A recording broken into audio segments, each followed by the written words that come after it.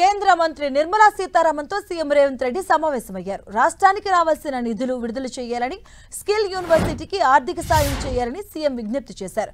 ఇటీవల కురిసిన భారీ వర్షాలకు సంభవించిన నష్టంపై కూడా సీఎం రేవంత్ రెడ్డి కేంద్రానికి నివేదిక అందజేశారు. సీఎం నివేదికపై నిర్మలా సీతారామన్ సానుకూలంగా స్పందించినట్లుగా కాంగ్రెస్ ఎంపీ మల్లు రవి తెలిపారు.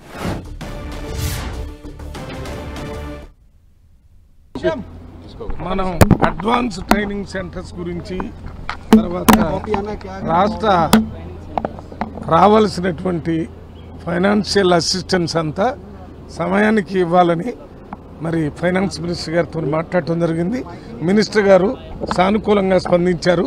10-15 రోజుల్లో మళ్ళీ దీనికి సంబంధించి నీకు వివరాలు పంపిస్తానని చెప్పారు. దాని ప్రకారం రాష్ట్ర ప్రభుత్వం పనిచేసుకోవచ్చు అని చెప్పారు. అన్నిటి గురించి మాట్లాడాము.